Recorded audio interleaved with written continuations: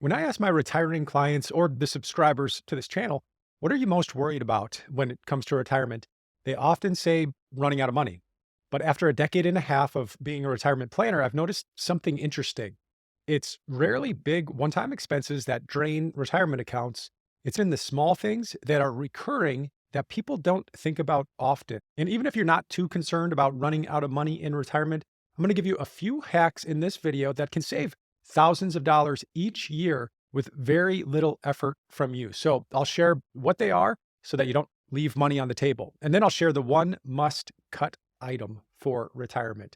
If I haven't met you yet, I'm Dave Zoller, owner of Streamline Financial in the western suburbs of Chicago. But I'm going to start with not a cutting an expense, but really the biggest dollar savings that I've seen out there that only takes about 5 minutes, 5 to 10 minutes, and could possibly save thousands. We've done it with our clients often. And because we get to talk to a lot of retirees every year, and it's common to have cash or have the conservative bucket filled to cover a few years worth of expenses in retirement. That's a normal thing to see. But the surprising thing is that a good percentage of people, they're getting close to 0% interest on that safe money or conservative bucket. So with a 5-minute phone call to the bank that they're at, we've seen clients earn an extra $5,000 to $10,000 per year for basically doing nothing. It's just looking at what their checking account is paying in interest and then seeing, is there any other account out there that I can have at the same bank that has a little bit better interest? If there's not, there's some high yield options out there. There's banks out there, online banks, that a couple Googles, you'll see high interest paying accounts that you could put your savings in. Now, you'll still want to have money in checking, obviously, all the day-to-day, month-to-month expenses and enough there. But for the things that are kind of the second line of defense or the emergency money, why not have something earning a little bit more interest, still accessible, but earn something while it's waiting there. So that's the first thing. As I get into the other big ones, let me know too if I leave anything out, anything that's helped you or cuts that you made in retirement. Other viewers have said that the comments are pretty helpful sometimes. So if you got an idea, put it down in the comments below. Now, the next thing, it may seem small, but it is one of the things that adds up each year. And there's also a tool that I used recently to just quickly check that you're not overpaying. And the thing is, expenses on these multiple small monthly subscriptions that we have. Now, your first thought might be, well, I've got some of those, Netflix, whatever, YouTube TV or whatever it is, but nothing crazy. But have you ever checked it? I got to admit, I'm embarrassed to say that, I'm supposed to be Mr.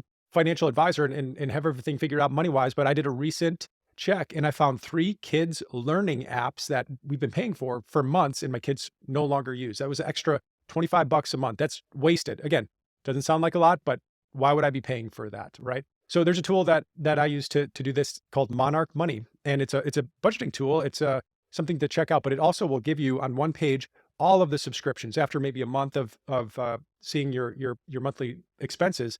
It'll show what's recurring, so you can see, do I still use that? Do I still need that?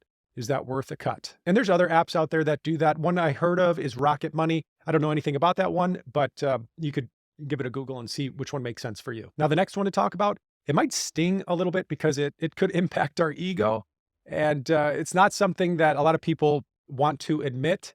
And this isn't everybody, but some people will admit that they're not old enough to get some pretty good discounts from AARP. Something will say, yeah, that's for old people. That's not for me. But they might be leaving hundreds of dollars on the table. So even if you feel like you're in your 40s, but if you're over 50, there's some possible savings. The ones I've seen was 30% on car rentals, sometimes 20% off on hotels, flight discounts, other restaurant savings. There's these little things that could add up. So remember, you can still feel young while being smart with your money. So that AARP discount, that card, it doesn't age you, but paying full price for things that you don't have to, that's getting old pretty quick. I'd be curious actually to know if you've got AARP and why you did it or did not do it below. Let me know in the comments. The next one then, this is something that I struggle with, and I'd say it's the must cut item that we should put on our list.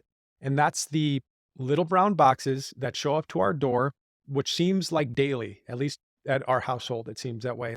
It's so easy, but for many clients, retirement is about simplifying and consolidating and kind of just having less. And that Amazon one-click purchases, if that habit continues, it's just more stuff that ends up accumulating and getting added to a period of life where we want to be having less, possibly. It's the retirement stuff trap. We see a lot of clients who are they might be downsizing their house, after the kids are done and moved and they've got their own families. Might be time to downsize, and then going through this house is quite a project. But one thing that they could stop doing is the immediate gratification of getting the thing that you see or thought, and then one click, buy the Amazon thing, if that's making sense. Here's the tip. If there's something that you buy, or you have an idea or see something on TV and you can buy it on Amazon, maybe put it in the cart and then leave it sit for 24 hours, the 24-hour habit. And then if you still want it the same way you did 24 hours ago, then go ahead and buy the thing. Again, you don't have to do any of this, but it's just little things that we've seen add up and could save money over time. Now, here's another video on some little things that clients have said around the worst parts of retirement. So I'll see you in that video. But also remember, retirement isn't always about making massive financial changes to make everything perfect. It's about plugging these small leaks that drain your savings. So maybe take 30 minutes or 10 minutes and just think through the items in this video and see if there's anything you could cut or possibly add with the checking account and interest rates. And hopefully your future self will thank you. And then I'll see you in the next video. Take care.